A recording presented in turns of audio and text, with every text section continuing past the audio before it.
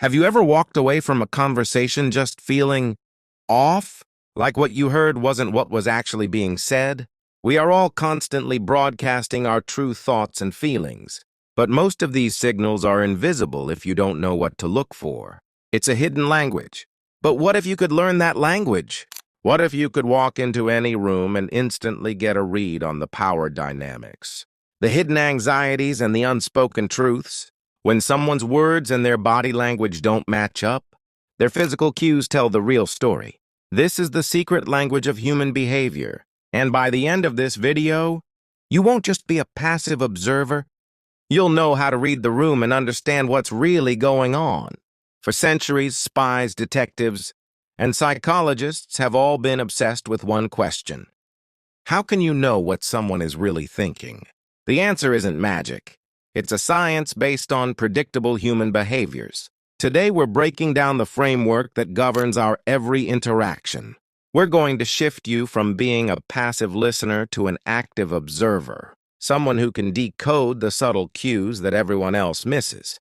We'll do this by focusing on 3 key areas. First, we'll decode 6 essential secrets of body language that can reveal a person's true emotional state. Second, we'll identify 5 behavioral patterns. We'll call them trust archetypes that should immediately put you on guard. And finally, we'll turn the lens inward. Reading others is a powerful skill, but true power comes from reading and mastering yourself. We'll cover 5 foundational principles for building unbreakable confidence. Let's get started. Section 1. The 6 secrets of body language. Your ability to read a situation starts with understanding that people are constantly giving off information without even realizing it. Mastering these 6 signals will give you an immediate advantage in any social setting. Rule number 1, the eye contact window. Eye contact is a huge tool for building rapport, but most people get it wrong. They either hold it for too long, which feels aggressive, or they glance away too quickly, which signals insecurity. Research shows the sweet spot in most Western cultures is holding a gaze for about 3 to 5 seconds. It's just long enough to establish a subconscious connection, signaling that you are confident and not a threat. Rule number 2, the power of open palms. This is an ancient one. Our ancestors used open palms to show they weren't holding weapons, and that instinct is still wired into our brains. When someone speaks with their palms open, it signals honesty and transparency. Conversely, when someone hides their hands in their pockets, behind their back, or under a table, it can trigger a subconscious feeling of distrust. Pay attention to your own hands. Keeping them visible and open can make you seem far more trustworthy. Rule number 3, the art of silence. Most people are terrified of silence and will rush to fill it. You can use this to your advantage. After you ask an important question and get a vague answer, just stay quiet and hold eye contact. The social pressure often becomes too much, and they'll frequently start talking again, offering details they initially held back. It's a tactic reportedly used by FBI interrogators and works by leveraging our natural discomfort with social voids. Rule number 4, the chameleon effect, or mirroring. Mirroring is the unconscious act of mimicking another person's gestures, posture, and speech patterns. When you click with someone, you naturally start to mirror them. You can also use this intentionally to build rapport. If they lean in, you lean in a bit. If they pick up their drink, you pick up yours a moment later. The key is to be subtle. You're creating an echo, not a caricature. This sends a powerful subconscious signal that you're on the same wavelength, making them feel understood and more likely to trust you. Rule number 5, the direction of the feet. While people are pretty good at controlling their facial expressions, they rarely think about their feet. A person's feet can be an honest indicator of where they want to go. If you're talking to someone and their body is facing you but their feet are angled toward the door, it's a strong clue that they are mentally checked out and want to leave. In a group, you can often spot the person with the most social gravity by seeing whose feet everyone else's are subconsciously pointed towards. Rule number 6, look for clusters, not single cues. This is the golden rule. A single gesture on its own is just noise.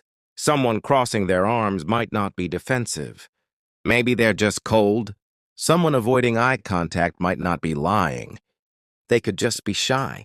To accurately read someone, you have to look for clusters of signals. For example, if someone is crossing their arms, leaning away from you, and their feet are pointed toward the exit, you can be much more confident that they are feeling closed off and want to disengage. Always look for at least 3 reinforcing signals before you draw a conclusion. The 5 trust archetypes. Once you can spot the basic signals, the next level is recognizing behavioral patterns over time. These aren't formal psychological categories, but useful models for identifying people you should be cautious with. Trust is everything, and it's just as important to know when to withhold it. Here are 5 patterns to watch for. Archetype 1, the chronic complainer. Everyone needs to vent, but the chronic complainer is different. In their stories, nothing is ever their fault. The boss is a tyrant, the co-workers are idiots, and the world is always out to get them. The key trait is that in every single story of failure or conflict, they are the victim. When you notice that one person is the common denominator in a long line of problems, the issue probably isn't everyone else. Archetype 2, the inconsistent storyteller. Small, seemingly pointless lies are a huge red flag. If someone's story changes in minor details every time they tell it, it suggests they aren't recalling a memory. They are trying to manage a fabrication. Pay attention to self-soothing behaviors when they speak, like touching their neck or face, which can be an unconscious attempt to manage the stress of being deceptive. Archetype 3, the flatterer. A real compliment is specific and earned. Flattery is vague, excessive, and often used as a tool. A flatterer will shower you with praise that feels a little too easy, often in public to gain favor or manipulate the situation. The telltale sign is a major disconnect between their words and their actions. They'll tell you they admire your work ethic, but are nowhere to be found when you actually need support. Their praise is a currency, not a genuine sentiment. Archetype 4, the gossip. Someone who gossips to you will absolutely gossip about you. Gossiping creates a quick, fake sense of rapport by creating a shared secret. It makes you feel like you're in a special inner circle. But this is a toxic way to bond. People who do this regularly show they can't be trusted with sensitive information and that they prefer to build relationships by tearing others down. Archetype 5, the unaccountable one. This is the person who says, "I'm sorry you feel that way," instead of, "I'm sorry for what I did." They are masters of the non-apology. They'll apologize for your reaction to their behavior, but never for the behavior itself. This subtle verbal judo is a way of deflecting all blame and shows a basic lack of empathy and respect. It reveals a person who isn't mature enough to be a reliable partner, friend, or colleague. The 5 life laws for unbreakable confidence. Reading others is only half of it.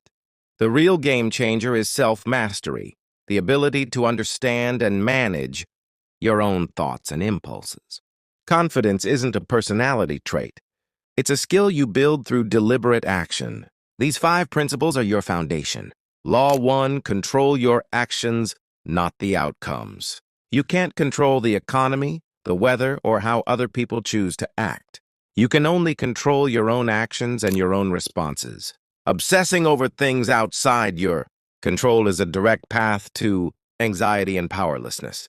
True power comes from focusing your energy only on what you can control: your effort, your attitude, and your integrity. Law 2, compete only with yesterday's you.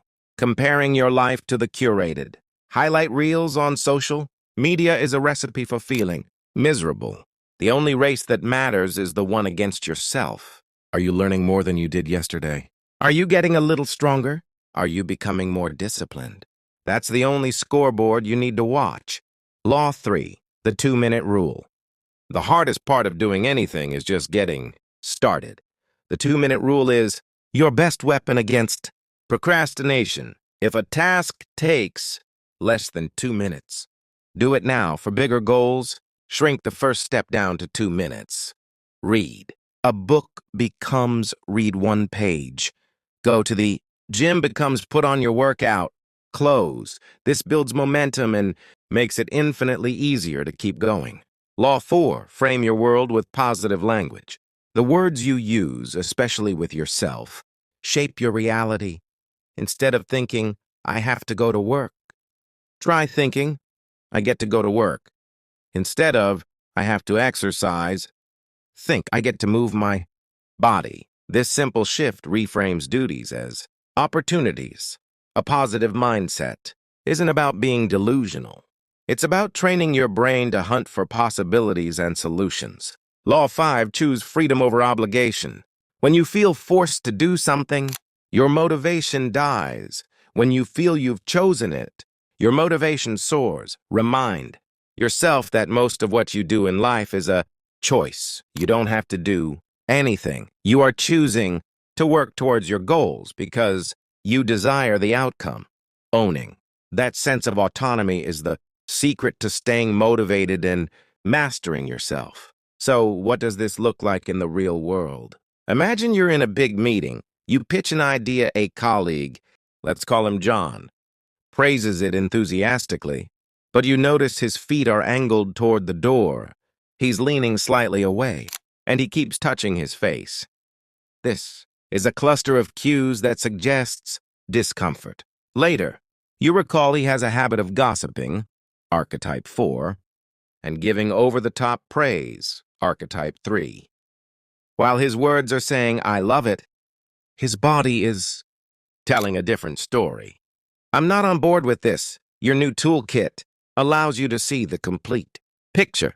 You don't get angry or defensive. You just take in the data. You now know his support is likely not genuine, so you can focus your energy on engaging the other decision makers in the room. This isn't about becoming cynical. It's about navigating your world with more information and therefore more wisdom. Today we've pulled back the curtain on the hidden language of human behavior. We've covered the 6 secrets of body language, 5 behavioral patterns of untrustworthy people, and 5 foundational laws for mastering yourself. This knowledge is a tool. It's not about manipulation.